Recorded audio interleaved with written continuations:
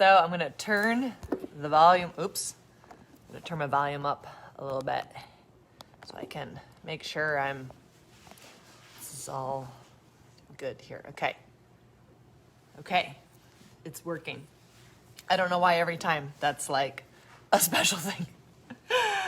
Welcome to Wine About It Wednesday. It is the last Wednesday of 2020.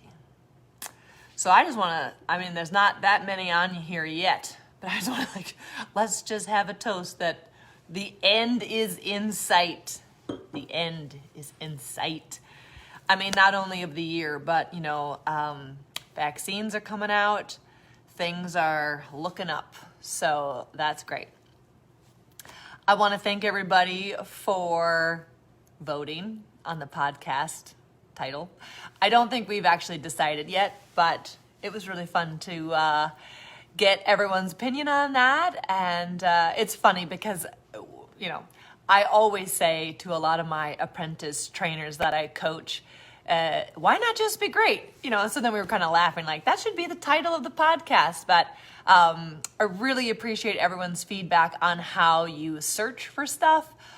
I listen to all kinds of inspiration, Brene Brown, so I'm not really searching different topics in the podcast.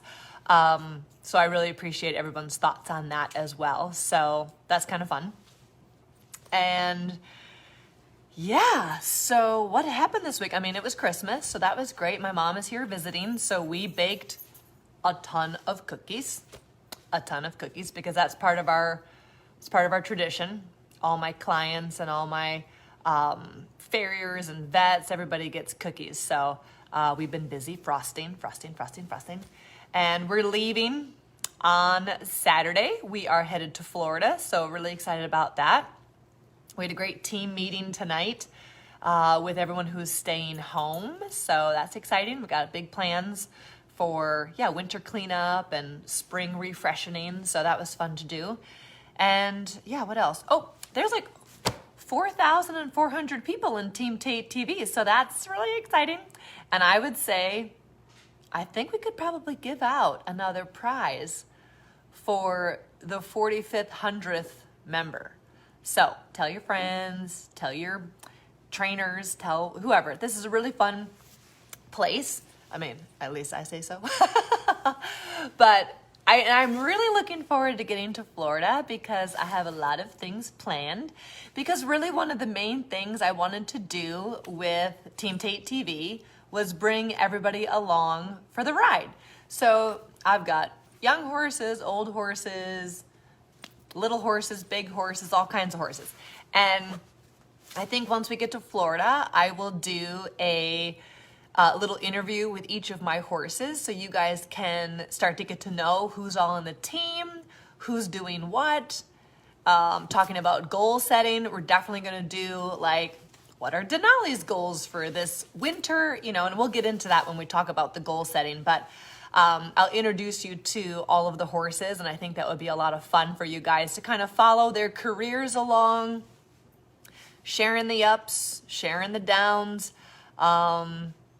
There's never a dull moment. I will say that. So we're going to, do little interviews with each horse, what they like, how old they are, what they're working on, what they don't like, how we work through that.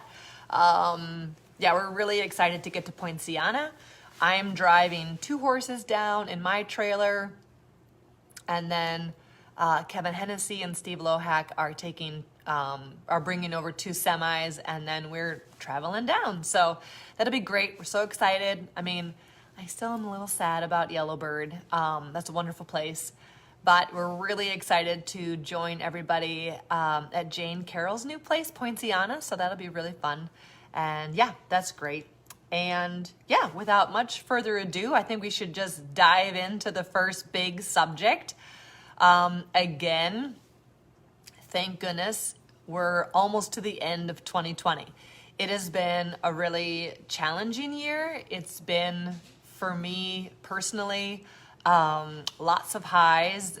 I never thought the Academy would be so popular and everyone like loves it, and it's just such wonderful energy surrounding that. I'm just really grateful for the opportunity to bring my training program to everybody at home. So that's great. And, you know, the right people at the right time came to help me with it. The horses at home are doing well. Yeah, and like, you know, with everything in life, you know, there's ups and there's downs. And I do think part of this discussion about goal setting is really helpful to also, like, what are the goals of your life? Like, it's not just about, oh, I would like to show second level test 2 on June 14th next year. Like, that's a great goal, you know, but we'll kind of get into that a little bit deeper about how I was able to work through some of the really difficult experiences that we had. We had a lot of death and a lot of loss this year, but we also had some amazing things happen. So, you know, it's all about keeping everything in perspective and surfing on the tides of change. And that always the next right thing that's happening is what's supposed to be happening. So we should just embrace it with all we are and make the best of it. So I actually just shared a picture in Team Tate TV. It's one of my favorites, and it's gonna come up wrong in here, but you know, I'm a geek and I made notes. But it starts out with a dream written down with a date becomes a goal. A goal broken down into steps becomes a plan. A plan backed by action becomes reality. So I love that, to get this whole, you know, talk started about how do you stay motivated and inspired? And I do think I'm a dreamer. I mean, I'm always like, I have a big imagination with horses. I really feel strongly about people who put ceilings on not only horses, but on students of, well, he's never going to be able to achieve that. So you should just, I don't know what you want to do. You know, like, ooh, nothing makes me more upset than that. And I think it's because I've beaten the odds on a lot of different horses that aren't meant to do dressage, horses that were difficult for other people, or lame, maybe. I mean, there's definitely a real famous one that most of you know who was a struggle to keep sound, and he was amazing. But that, like, perseverance, I think, is also important. But I'm sure that's another subject we'll talk about a whole nother time. But I would say I definitely have, again, like a really big imagination, and I do dream. I find dreaming with my horses and what maybe we could accomplish just brings a lot of inspiration to what I'm doing every day. My really, really dear friend, one of my best friends, Teresa Buddha, who sadly passed this year, she would always tell me, you know, like, keep your eye on the prize. And those words, now that she is not here anymore to tell me that, whenever I get discouraged or upset about something that's not working out, you know, she would always rally for me and be like, dude, just keep your eye on the prize. You're kicking ass. You just keep going.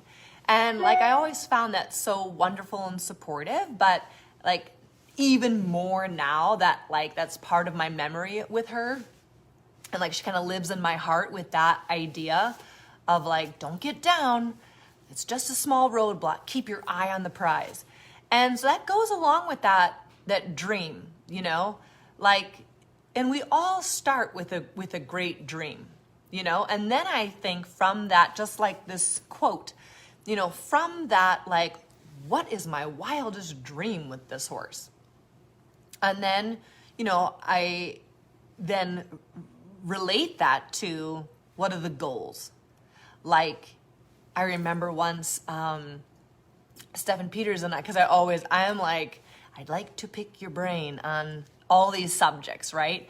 And so Stephen was always like, yeah, you're always really like based in reality. Like, that's a real special thing. And I'm like, whatever, you know? And like, now I get that like, I don't know how I've landed into that, of just being able to like see things for truly what they are. I do think it's also something that I've learned, especially this year, of like, do not take for granted the beauty that we have right in front of us at this exact moment. And so that kind of goes along with, you know, being really inspired and being able to, who knows what's going to happen, you know? I do feel like the dreams are important because that's where inspiration lives. And then you got to kind of like roll up your sleeves and get to work. And so some of the things I had written down is, and again, this goes back to Charles, you know, everything always goes back to Charles, and like there's a process to things. So he always talks about Hegel's dialectics in training. And when you guys are in the academy as apprentices and trainers, you can, you know, see in the lectures, we talk about Hegel's dialectics and the process of how to know where you are, see where you're going, decide how to get there. And it's amazing because even in this, you know, I'd like to be doing a shoulder in. What is actually happening? What do I want to be happening? How do I change to get there? I feel like that whole idea is important for actually your goal setting as well. And so, you know, I wrote down, you know, one of the big questions we first have to, you know, how do you stay so based in reality? And one of the biggest questions is being able to be honest with yourself about where are you at? Like, where am I right now? And that could be anything. That could be, well, I'm 30 pounds overweight. That could be, well, I'm afraid to canter at the moment. That could be, I'm almost ready for the Grand Prix, but he's freaking out about the one-time tempies. You know, like it could be anything that there's this goal. But it's important to really like stand true and really see it and be like, where am I? And then really defining, where am I going? And there again, that's like Hegel's dialectics of what is, which is the thesis. Where do I want to be going? Like, what do I want, which is your antithesis. And then how do I get there is your synthesis. And the minute you then are there, that synthesis then becomes your new thesis. And so on and so on and so on. And so the same idea, again, the third question we ask ourselves is, how do I get there? Where am I? Where am I going? And how do I get there? And that's actually this exact same quote of like the dream, where do I want to go? And then it's like, you know, where am I at? You know, and then like, how do I get there is then the action plan, which is the only way anything turns into anything is really creating this plan. I really loved, I'm going to name a couple of you guys because I really loved Sarah Campbell's of how to set the right goals for your horse and to know when to change them. And this is great. And I think there's like two levels. I always have like short-term goals, like medium goals, and then like long-term goals. And I would always say like the long-term goals are like the big dream. And for me, I would say it's the Grand Prix. Like I want to train all my horses with that end in mind. Will all of them get there? No, not all of them will get there. I think probably in my 20s, I was like living in this romantic idea of like, they will all get there if I ride them well. And the reality is some of them won't get there. And that's also okay. And then, you know, Charles always reminds me of, you know, when I'm working with a particular, you know, difficult horse or had been mistrained in the beginning of its life or whatever, he's always like, every horse has their Olympics. That does not mean that that actually has to be cantering down the center line at the Olympics. It might mean cantering around the arena on the right lead, on the bit, without pulling or spooking or getting out of balance. Maybe that's that horse's Olympics. And we can't keep comparing that horse's personal Olympics to the other horse that's going to actually go to the Olympics. Because actually, maybe that one horse cantering around the arena on the right lead in perfect balance is maybe even harder for that horse than the one that actually went to the Olympics. And so it's really important to, again, keep everything in perspective, but have a clear sense of where are you and where do you want to go, and then hash out your plan. I think when we talk about, how do I set the right goals? I'm extremely positive and really optimistic.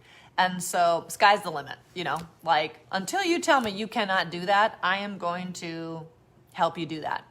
And so, but I don't want to bang my head up against the wall to say, you must do this or we're failures. So I kind of have like a rule, and it's actually interesting because one of my students, we were just talking about this the other day, and I realized that I have a 3-time rule. I think the letter or the number 3 is like this cosmic number, and that I attempt something 3 times, and then it's not going to happen. I don't give up that easy, and maybe I do it another 3 times if I'm really, really close. But there's this sense of I give it a good effort, and if the horse, I always have to ask my horse, does he understand what I'm asking? Is he strong enough to do what I'm asking? Those are the 2 big questions that I'm I have the right to ask this horse to do this, whatever it is. And if it's not great, then it just has to get better. And Charles, again, is always teaching is repeating. Just do it again. And it also, whenever I ride with Charles, he always gives this sense of he's very eloquent and elegant and beautifully spoken, and is this just amazing person, just in the way he conducts himself. And so we all kind of ride a little Charles is here. And then he liberates us all by saying it's okay, teaching is repeating. Just do it again and change a couple of these things. It's really, for all of us, many of us who are dressage fanatics are also perfectionists. So we get to be a bit intense. And so to hear Charles say, yeah, just repeat it. Teaching is repeating. Just do it again. Do something a little bit different. Adjust something different. And I love that. And so it just made if I can improve it every time I ask for it, I reward the horse. And then I'm hey, there's something. He got better. I improved the engagement because it got better. And so, and of course, engagement is money in the bank. You can never have enough. But if it got better, there's hope, and you've got to be also liberated in yourself to be make a mistake, ask it in a little maybe different way. So that you just, I think there's a quote of if we keep doing the exact same thing and expecting something different, that's the definition of insanity. So we can't just keep doing it the same, and expect it to all of a sudden one day, be different. You got to try a different way, do a little bit something different. And Denali is right in the heat of that with our flying changes. So today I think, okay, so he gave me one for Christmas, and so it was he's got the changes, So today I attempted again, because for me, that horse is an international Grand Prix horse. That's my dream. That's my goal. and then you break it down into tiny pieces. And so, he did do a clean change for Christmas. So that was a wonderful Christmas present. So then I thought, is it repeatable? So today we did it again. We were not successful. And I did it the same way 3 times in a row. And then I changed it again. And I went on the diagonal, or I did it off a counter-canter circle. Like, I just attempted to do it in a bunch of different ways to see if he could help get the understanding. And then it was okay. It's for another day. He got one. He has proved he can do them. And so now it's just a matter of, for me, the goal isn't like, I will teach him a blind change. My goal becomes, how can I help him understand this better? That's the challenge, right? It's not just like we've got this thing we need to be doing and we need to force the horse to do it. It's like, I have to think outside my box a little bit, because what I keep doing is not really clear enough for him. So how could I do that different? Because that's my goal, how could I say it in a way he'll hear it better, so that's also something interesting. I think I am really, when we go back to when do you know to change the goal? I may change my approach, but I am not going to change my goal. Unless it's I don't think I'd change my goal. I am very positive, and I am a complete optimist, and I'm really clearly enthusiastic, and I'm pretty happy, but I am also a bit stubborn. And I just don't give up. I don't give up. I feel like there is a way for me to do it. I just need to find a better way. How can I do that in a way that he can hear me better? So that's always where I go with that. Oh, hold, time out. Lucy needs to go outside. All right, Luce. Whoops. Sorry about that. Next part, Chris. I know Chris Conquest, I think you're on here. And I do want to say, Pam, you are right that the flying changes were Tico's Olympics. It's pretty awesome. It makes me so happy every time. But Chris was talking about, and she's a trainer in my academy, so I know her Ampere daughter real well. I have an Ampere. Apollo is an Ampere, so I know the struggle. And she was saying, how do you stay inspired and positive when you make these goals and then everything falls apart? A horse gets Lyme disease and you need a new knee and that. Those are just roadblocks. And again, you don't change the goal. You understand where you are.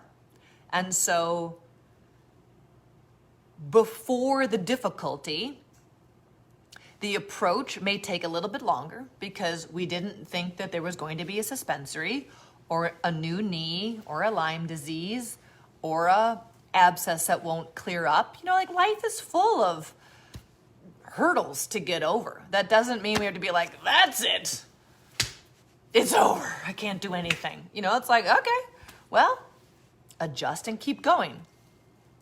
But I always have to say, during my young rider years, many, many years ago, Conrad Schumacher was our national coach. Sorry, Lucy had to come back in. In, out, in, out. So Conrad Schumacher was our young rider coach, and he would always say, you have to be able to control the controllables. I will repeat, control the controllables. And don't we hear that all the time through life? It's we can't control what happens to us, but we can control how we react. And we're all And then it's no, that is completely true. Sometimes we cannot control colic surgery. For a long time, I thought I could, and that I would stay up all, and I'm sure I have prevented many a horse for not to have to go to surgery because I did stay up all night and we walked the horse and we like did whatever. We caught it early, blah, blah. But like sometimes it's just not going to turn out great. And that's just sometimes how it was meant to happen. And so we have to control what we have control over. And so when the unexpected or the unplanned happens, that's also while we're even in the saddle. That's not only like about an injury or about a setback. It's like, okay, I cannot control that this horse got loose and let itself out of its stall at night and got injured with a suspensory. It's like that just like they broke out of their stall. Like, what are you supposed to do about that, you know? Or something weird happens, right? That was no one's fault. It just happened. And so it's like, okay, what is the next right thing to do? The next right thing is to get the information. I'm a very much a information gatherer. I'm always like, inquiring minds want to know. Like, I'm always like, well, why is that? Well, what are we going to do about that? Okay, well, now what? You know, like, I really like a plan, and I like to know what we're going to do. I like to know the goal. I know how to, you know, plan it. But I'm also very, I wouldn't say very. That's probably not the best word. But I'm adjustable. Because things are going to change. And you just have to, like, create a new goal. It's like, okay, well, that's not great. But we're all still here. We're all still alive. You know, it's not a career-ending injury on anyone's part. So it's going to take a little longer than we first thought, but it's not impossible. And so that's really important to be able to control that controllable, because some things are just out of our control. You know, I mean, as I have found out this year, sometimes you get stung by a bee and things don't turn out great. Sometimes you were just born with a bad stomach and you're gonna colic your whole life, and then that doesn't turn out great. And other times you get surprised. And so I do think that idea of like always controlling the controllables is also a really good thing to do. And I wrote down, because I was like, again, adjust and keep going. Adjust and keep moving. The pandemic, for instance, I could not travel this year. And that was very frightening, because I thought, what am I going to do with my business that is reliant on my clinic money to keep everything afloat? And I mean, what are we going to do? People aren't going to come here. I can't go out. What's going to happen? And I'm like, I don't know. And I'm like, hey, Richard, grab your phone, give me a microphone. I'm going to ride around and talk about what I'm doing, why I'm doing it, what you want to feel, how you can do it at home. And voila, the academy began. And people had always liked that part in my clinics when I would ride their horses. I would get on their horses and we'd have the headset on and I would just explain what I was doing, why I was doing it, what I was feeling, what I wanted to feel, how I changed that. And like people were like, oh my God, that was so helpful to hear you like talk me through it. What seat bone are you on? How much leg pressure are you giving? What do you feel in the reins? Where are you sitting? What are you thinking? What's your goal? You know? And voila, the academy was like, you know, an amazing success. And I'm so grateful for all of you who are here and in it. And that's amazing. A beautiful gift from 2020 that I don't think that would not have happened had we still been able to, like, you know, traveled around and whatever. So that's exciting. But that, again, what was the goal? The goal is to help as many people with their horses as possible. I want to make horses' lives better by educating their riders. Huge goal for me.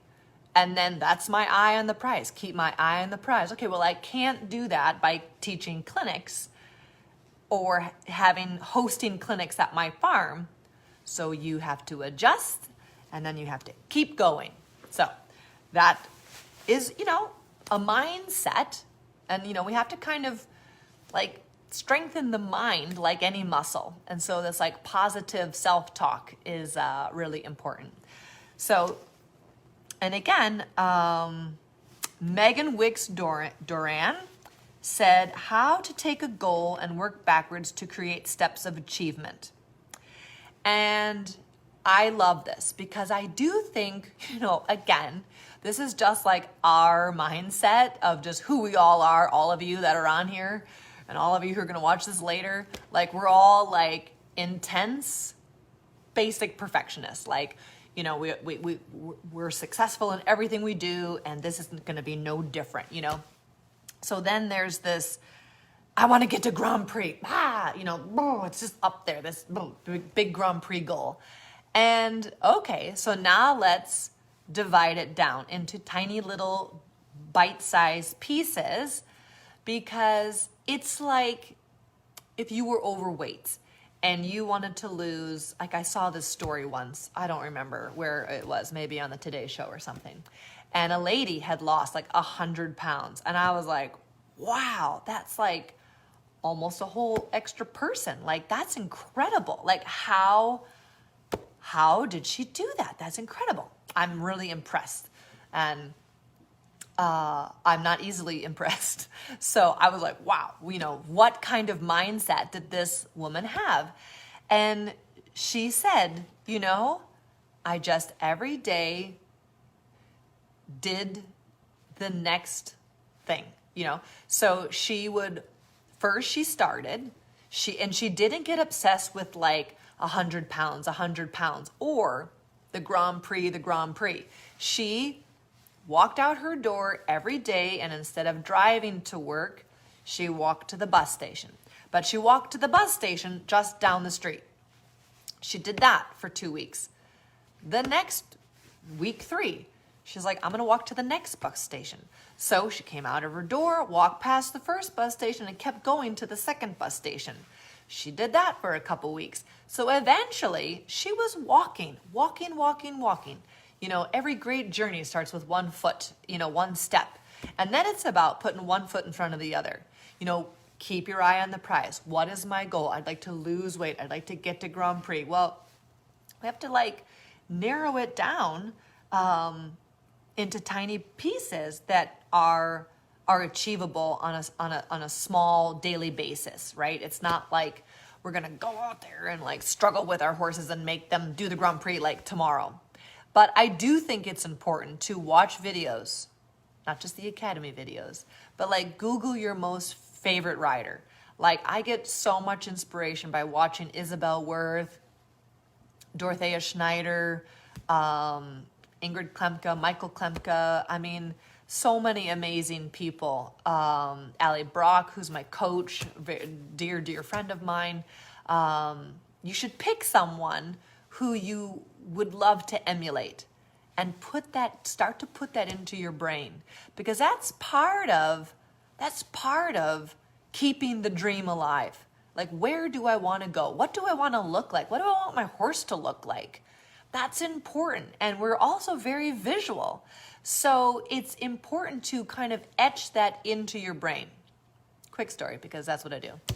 And there's a fire behind me, so it's like a fireside chat. So anyway, it was 1995. My mom and I were going to go on vacation, and we stopped in Los Angeles for the 1995 World Cup. And that was the first time I was a junior in high school. That was the first time I ever saw these amazing riders in person. Rainer Klemke was there, Jula Dalosh, who then a year later I went to go train with. Anki was there. I mean, Monica Titaresco. Amazing. And I mean, of course, I'm glued to the warm-up. My poor mom. I love you, Mom.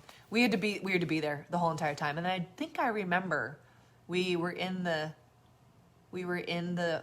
elevator. I think it was with Rainer Klemke. And of course, I was mute. I couldn't speak because I was too intimidated. Funny how now I could talk a lot, but I used to be shy. No, and I still am shy. I'm an introvert. Anyway, I watched these riders and I etched it into my memory. I watched them. I watched their warm-ups. I watched everything they did. I watched how they wrapped the legs, everything. I was just obsessed. And my horses did not do anything the week we were gone. because then, from there we went on to like a vacation. So then my horses were at home and just had a week of easy. I came home and I had the best rides ever on my horses. And there was no logical reason that they should have felt the best they've ever felt in their life, ever. I mean, I was like channeling what I saw from these riders. And my horses, there was no reason that they should have gone better after a week off. The one was older. They should have been stiff and like, not feeling great. They were amazing. But it was because I could feel through my eyes and allow myself to imagine, dream a little, what that might feel like to sit like that, to feel that kind of horse into the contact, to feel that kind of power or harmony or like whatever speaks to you, like allow yourself to dream a bit about that. So keep that in mind. Watch videos. It's so important. Melanie Voigt, good story on the Team Tate TV.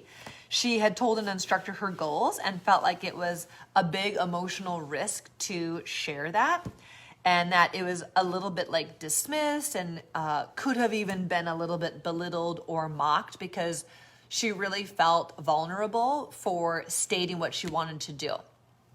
And I wrote down in my notes, I wrote safe space, because I firmly believe that if your trainer does not believe in you and they do not believe in your horse, you need to find a new trainer.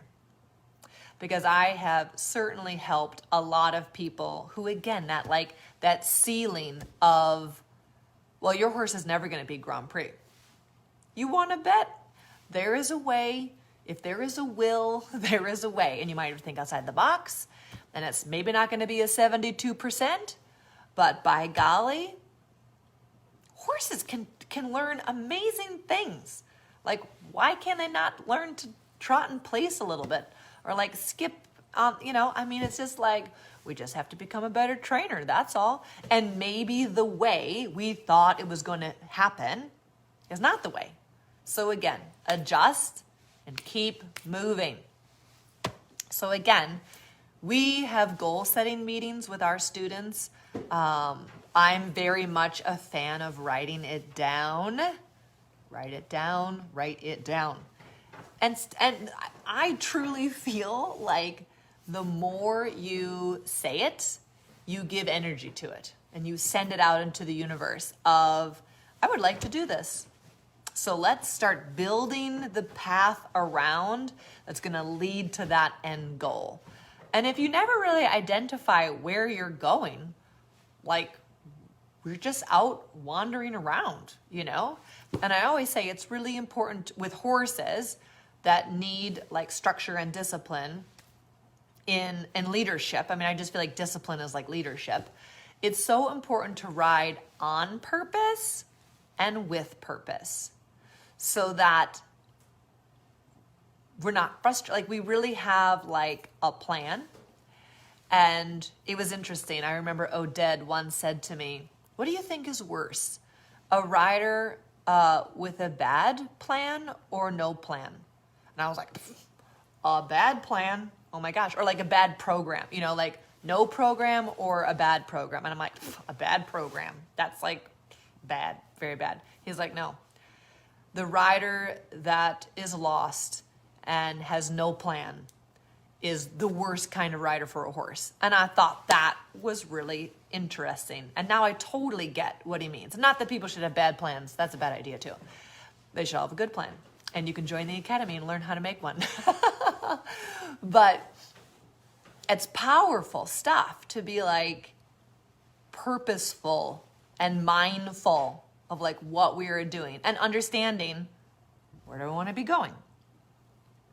So one of the big things too, wait, one more time back to the safe space. I believe all students should have goal setting sessions with their trainers. And, when I have a student that's like, whew, it's a lofty one, it's the big one. It's like, okay, well, let's break down the steps for us to get there.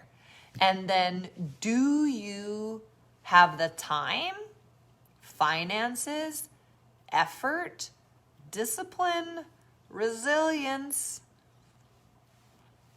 commitment? I mean, we just go down the list to do the little pieces to reach that big goal. And if you do, then let's get working, you know? But it's really important for me as a coach. I want to always make my students feel comfortable sharing with me. I think that's, as a coach and a student, like that's your job of like, where are we at? Let's base ourselves in reality. Where are we going? Let's talk about that. How we're going to do that. Is that possible? And then if the student gets made aware of that, oh, well, I only ride 2 days a week, so Grand Prix by next year is probably not maybe going to happen. You know, it's like, okay, well, that's not a wrong goal, you know, or a dream, but we need to adjust the way to get there, or we need to adjust the goal. But it needs to be this open dialogue of trust and understanding, you know, and that's one of the main reasons why we created the Academy, so that people can, in a knowledgeable way, understand how to slowly build a horse up so that you can accomplish the dreams and goals that you have. One of the things I also said is one of my biggest goals, and one of the things I ask myself is, am I doing right by my horse? Like, for me, that is one of the biggest things, because it isn't like I need to reach a certain level or get a certain score. I need to make sure I'm being really respectable and honoring who my horse is. And if they don't want to do it, they want to go be a hunter or do something else, they want to event maybe, then that's my responsibility to recognize that in the horse and say, you would be a lot happier doing something else, so let's set you free and you can go fulfill your potential in that way. And I think being open but not lost, and I think being clear but not rigid is really important to find your way through those difficult things. I also think it's important to, do I recognize my own and my horse's weaknesses in a non-judgmental way? I said, you know, can I see those weaknesses clearly without like shame? I think it's important to, it's not negative self-talk and it's not positive self-talk if it's just like the truth. Like, I am tighter in my right hip, and therefore this right half pass is a challenge for me. So that's not being like, and I suck, you know, that's like, that's what's happening. And what is my plan to get better? Well, I need to do yoga before I get on. I need to maybe work with a physical therapist or a body worker who can help me through that. But it needs to just go from, I'm seeing that for what it is, and I'm seeing that for the reality, but it's like non-judgment and shaming, you know, or my horse is, you know, really stiff on the right rein, you know, oh, he's so stiff. And then just like accepting that that's the reality. That does not need to be the reality. What we need to adopt a goal about is like, what can I learn to do better to help him through that weakness? And I think that's also really important. Marie Stewart had a wonderful comment in the goal setting chat about performance-based versus outcome-based. And I love this because, another little story, because that's what I do. And I think I've already told this story once or twice, I think in the Wine About It Wednesdays, and I was going to the regional championships. I had 4 horses in my trailer from training level to Grand Prix, like stallion, mares, geldings, everyone was in the trailer. And I, you know, really wanted to do well because I'm also competitive. I like winning. But it was like before that, it was like I wanted to win the class and I wanted to get a blue ribbon and a good score because then it would like prove I was doing a good job. And at this horse show, driving to this horse show, it like hit me and just like a ton of bricks. And now it seems so obvious, but it wasn't at the time.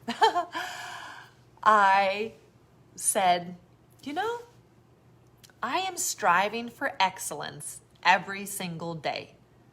So what is the difference about going to this horse show?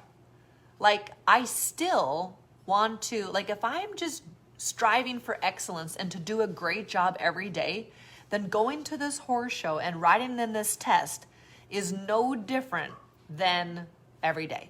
I just need to be myself.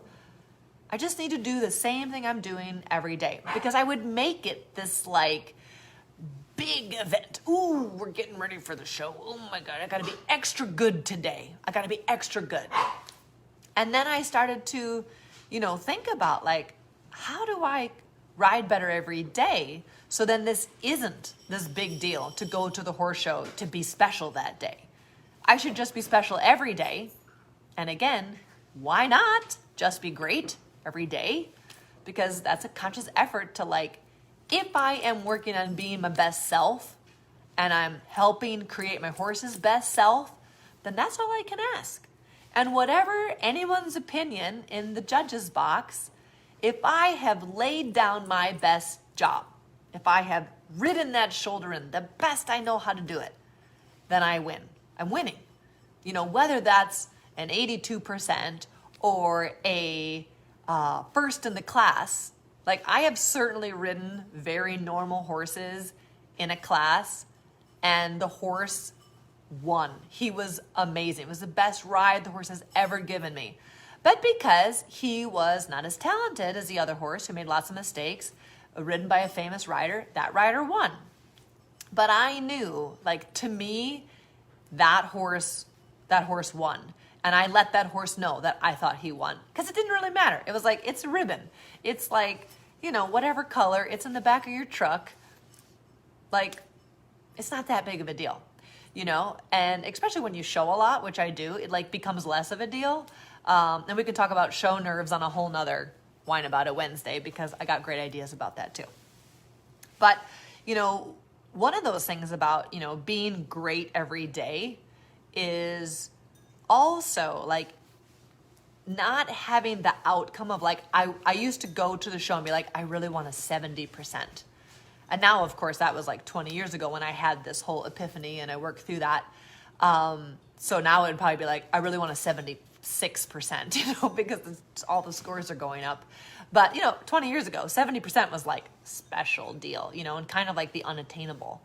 And I thought, if I could actually get a 7 in every single box and just do a really good halt and a really good turn right at sea and a really good medium trot, and I spliced up all the things into, if I can get a 7 on that, and I can get a 7 on that, and if I add those all together, voila, it creates the 70%. But when I rode my tests and I wanted that 70%, I never got it.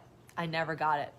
It was always about stringing these tiny pieces of greatness together, one piece at a time. And, something that Stefan has always told me, and we've talked about this a lot as far as like, he's an amazing competitor. Like, how do you do that? And he was like, you've got to get comfortable with the uncomfortable. And I love that. But you also have to live totally in the moment, because you can't worry about what just happened, because that's going to affect your present. And you can't worry about what's going to happen, because that's going to affect your present. You need to be just right here, aware of what you can control at this exact moment, and make the best of it. So that also made that idea of like, ooh, the elusive score that was so high. Well, if I actually just did a pretty good job on every single box and got a 7, that was that 70%. And then it didn't seem so unattainable, because you could just break it down and perfect each piece. D. Man Wilkinson talks about, when is it the right time to ask for help? And I would say, I love that. I call my business team Tate. I call the academy team Tate. I think being able to ask for help and someone else's thought on something, like, you need to have a pretty good sense of what you want to do and what you're capable of doing and how hard you want to work for it. I mean, that's inside you and you know that truth. And, but I think it's something I have worked on, being able to ask for help was really, really hard for me. Not with writing. Like, I'm really particular about who I ask for help, but I'm very coachable in that way. But I also think I can do everything by myself. And so that was a real skill probably in the last 8 to 10 years. I've gotten much better at, it's okay to ask for help. And I actually used to have to tell myself that. Like, it's okay to ask for help. That doesn't mean you're not good at it. It doesn't mean you're failing at it. It doesn't mean anything except be big enough, to ask for someone to help you. So, and then I love this, and I just needed to give a shout out to Vivian Polisi, because she goes, goals are self-focused. How am I riding and how does my horse look? I loved it. Exactly. And that's basically what I was just talking about, is it has to be inward, because again, we can't control what that judge, maybe they don't like quarter horses. Maybe their favorite breed is Frisian. Maybe they don't like ponies. I compete a 3/4 Connemara, the super pony Gideon, which I can't imagine not loving him. But he's too small for you. He shouldn't be in the international ring. And it's like, but he is, because he's good enough to do it. And he's just a lot of damn fun. So let's all just giggle a little and have a little fun around here. But, it's so about, instead of thinking about the goal being out there and that it's something to be attaining, it's so much about in here and what's inside, and that I am in control of that. Like, I am in control of all the things about myself, and if I put in all of my effort and I turned over every stone and I crossed every T and I dotted every I and I did my absolute best, and I know it in the bottom of my soul, I know it, then there's nothing ever to feel sad about, ashamed about, embarrassed about, anything, because that was awesome. I have always had my young apprentice trainers that have, usually been students, and then they come to me to become trainers, and so they're with me for a couple of years, and I always make them at a horse show. I always make them think about 3 words that they would want someone to observe them and think. And what I mean by that is not that we are controlled by what people think of us. That's not the point of that. But what would we like to, create or emote to people? Not that, like, she thinks I'm a good rider or she doesn't, because honestly, what people think of us is none of our business, and how they treat us is more about them than about us. Definitely read the 4 agreements if you haven't done that yet. Also another talk, another time. But, a lot of times, like, 3 good words would be harmony, elegance, and balanced, or composed, beautiful, powerful. Like, whatever you would want to have someone feel when they watch you ride, that just changes a little bit who we are. If we think, elegant, like, that's just automatically going to make you sit up, and so those are the goals, I ask my students to think about, who do you want to be at that horse show or that clinic or every day? Because how we show up for every day is incredibly important. I think one of the big things too with goal setting is to have courage. I think having courage is a big piece about anything in life, in riding, in life, everywhere. I think it's important to write your goals down and put it out there. You know, don't be embarrassed for dreaming. You know, people who put you down are got their own things going on about why they would possibly like make you feel bad about your dreams. Like, you know, who would want to do that? It's like, let's hear it out. Let's look at it based in reality. Let's talk about how the horse is going to be capable, what we need to do to make the horse capable. Do you have the time to do it? You know, and then have courage to just get up and go for it. I think it's important to give, you know, by writing it down and putting it out there, I really am a firm believer of energy. Like, put that energy out there. It's amazing sometimes what serendipity can do about just setting it out there, putting it out there. I think not only do we need to have courage and give ourselves permission to dream a little bit, we also have to have the courage to act. It's a little bit of the human condition to have this dream and want to do that thing, but then, the actual like get up, pull your sleeves up and get to work. You know, sometimes we can't stay quite as committed as we thought.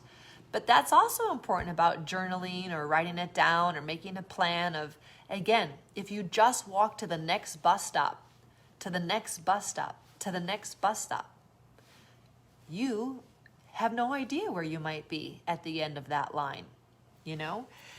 And again, I just want to wish everybody a wonderful new year, and out with the old and in with the new. I hope you guys found a lot of this helpful for figuring out where your goals are and how to stay positive, and a couple of those little nuggets of information to help when the going gets tough. You know, the tough got to keep going. So yes, here's a toast to 2020. Bon voyage. We can't wait for 2021. We hope to see you all in the Academy soon. I believe the next launch is going to be in March, right around my birthday. So we are moving to Florida. So the next Wine About It Wednesday will be in Wellington. Yay, where it's going to be nice and warm.